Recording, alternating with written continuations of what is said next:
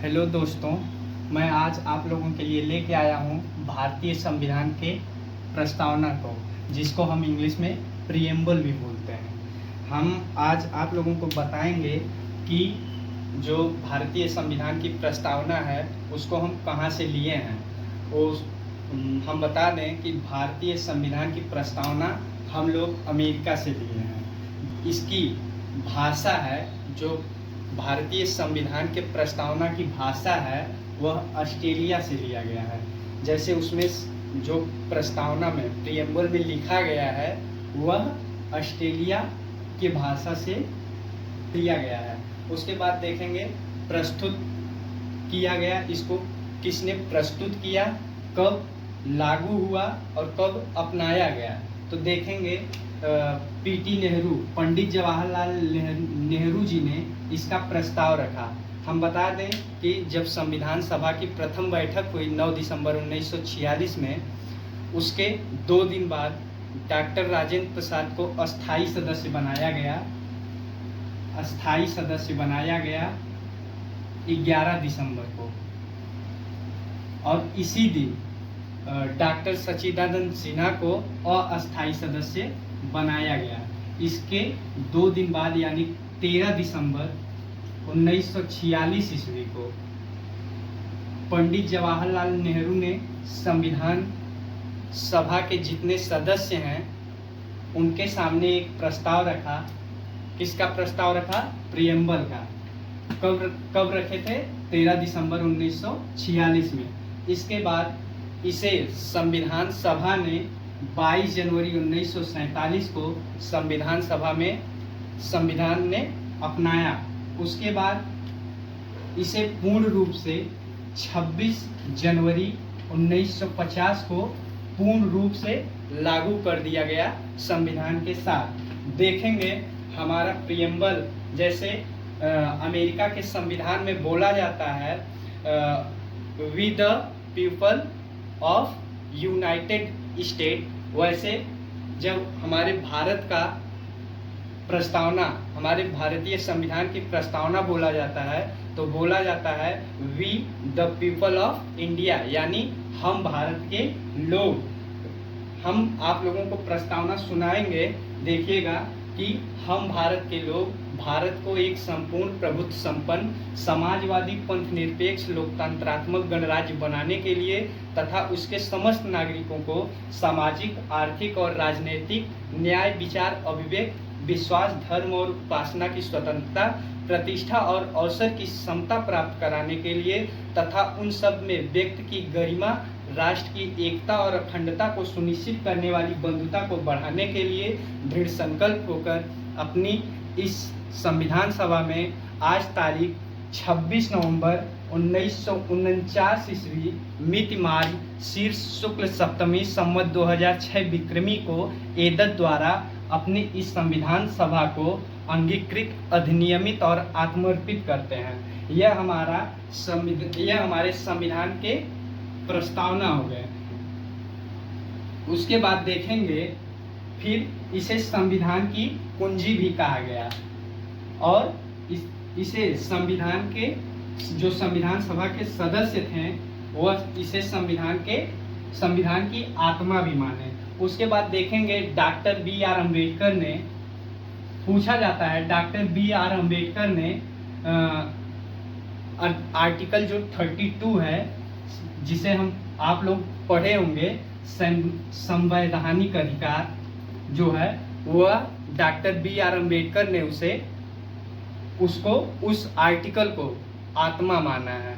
इसके बाद हम देखेंगे भारतीय संविधान के प्रस्तावना के जो तत्व हैं, 3 तत्व हैं, इसको हम देखेंगे।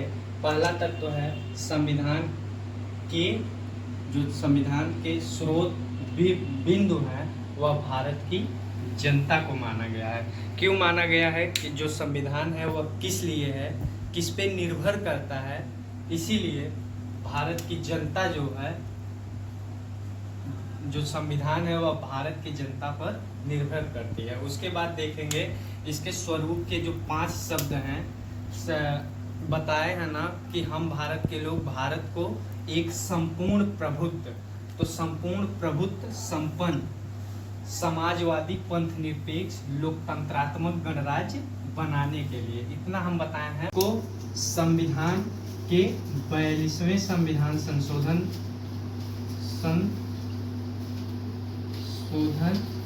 1976 द्वारा। इसके बाद हम देखेंगे कि जो प्रभुत्व संपन्न समाजवादी पंथ निरपेक्ष लोकतंत्रात्मक गणराज्य जो है, इसका मतलब क्या होता है। तो हम सर्वप्रथम देखेंगे संप्रभुत्व, संपूर्ण संप्रभुत्व का अर्थ क्या है। संपूर्ण प्रभुत्व का अर्थ है कि जो हमारा देश है वह आंतरिक और बाह्य रूप से स्वतंत्र है।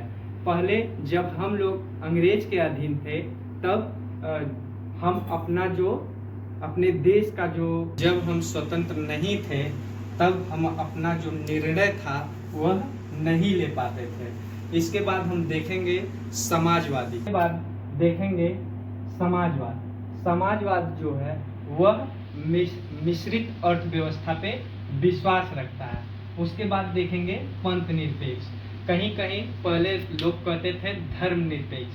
पंथ निरपेक्ष का अर्थ है कि राज्य किसी भी धर्म को ज़्यादा प्रोत्साहित नहीं करेगा, सभी धर्मों को समान रूप से मानेगा। उसके बाद देखेंगे लोकतंत्र। तंत्र देखेंगे, भारतीय संविधान में लोकतंत्र को प्रत्यक्ष और अप्रत्यक्ष रूप से अपनाया गया है, जिसे संसदीय प्रणाली भी कह सकते हैं। उसके गणराज्य का अर्थ होता है कि एक ऐसी राज्य व्यवस्था है जहां किसी को प्रत्यक्ष अप्रत्यक्ष रूप से एक निश्चित समय के लिए चुना जाता है। जैसे भारत के राष्ट्रपति होते हैं, इनको एक निश्चित समय के लिए चुना जाता है। उसके बाद देखेंगे स्वतंत्रता क्या है। स्वतंत्रता का अर्थ है कि हम किसी के भी गतिविधियों पर प्रतिबंध न लगाएं। उसके बाद हम समानता देखेंगे। समानता क्या है। संविधान के प्रस्तावना में समानता का अर्थ यह होता है कि हम सभी नागरिक समान हैं। उसके बाद देखेंगे बंधुता। बंधुता का मतलब यह होता है कि हम भाईचारे को बढ़ाएं और मिलजुल कर रहें। तो हम देखेंगे इसमें जो 3 केस हैं, संविधान के प्रियम्बल में जो 3 केस हैं, जो पहला है वह बेरूबरी संघवाद केस है जो 1960 में आया था। इसमें सुप्रीम कोर्ट ने इसे संविधान का अंग नहीं माना था। उसके बाद दूसरा केस हम देखेंगे केशवानंद बनाम केरल राज्य। यह कब आया था? 1973 में आया था। इसमें सुप्रीम कोर्ट ने प्रियम्बल को संविधान का अंग माना, लेकिन उसमें कहा गया, उस सुप्रीम कोर्ट ने कहा कि जो संविधान का मूल ढांचा है उससे कोई छेड़छाड़ नहीं करेगा। यदि आप कुछ कर सकते हैं तो उसमें संशोधन कर सकते हैं, और उसके जो मूल ढांचा है उससे आप छेड़छाड़ नहीं कर सकते हैं। इसके बाद तीसरा केस आया SR मुंबई बनाम भारतीय गणराज्य 1993 में आया। इसमें सुप्रीम कोर्ट ने पुनः संविधान के जो प्रियम्बल है उसको पुनः संविधान का अंग मान दिया। उसके बाद हम देखेंगे इसमें 3 प्रकार के जो न्याय हैं, सामाजिक न्याय, आर्थिक न्याय और राजनीतिक न्याय। सामाजिक न्याय में देखेंगे कि हम सभी लोग समाज में, सभी नागरिक समाज में एक प्रकार से समान हैं। उसके बाद देखेंगे आर्थिक न्याय। आर्थिक न्याय का मतलब है चाहे वह गरीब हो चाहे वह अमीर हो, सभी लोगों से भेदभाव नहीं किया जाएगा। राजनीतिक न्याय में देखेंगे, राजनीतिक न्याय वह है कि हम राजनेता से मिलने के लिए स्वतंत्र है। यह हमारा क्या है? राजनीतिक न्याय है। उसके बाद देखेंगे स्वतंत्रता। स्वतंत्रता क्या है? पहला है विचार, दूसरा अभिव्यक्ति, तीसरा धर्म, चौथा विश्वास और 5वां उपासना। तो पहले हम देखेंगे विचार की स्वतंत्रता। उसके बाद देखेंगे अभिव्यक्ति। अभिव्यक्ति का मतलब होता है जहां हम खुद अपना पूर्ण रूप से खुल के बोल सकें, उसे हम अभिव्यक्ति की स्वतंत्रता कहते हैं। उसके बाद धर्म की स्वतंत्रता है, हम किसी भी धर्म को मानने के लिए स्वतंत्र है, यह हमारा प्रियम्बल कहता है। उसके बाद देखेंगे विश्वास की स्वतंत्रता, फिर उपासना की स्वतंत्रता। उपासना की स्वतंत्रता में देखेंगे कि हम जो है किसी भी धर्म के लिए व्रत रह सकते हैं, उपास रह सकते हैं। उसके बाद हम देखेंगे 42वें संविधान संशोधन 1974 में 3 शब्द को प्रियम्बल में जोड़ा गया।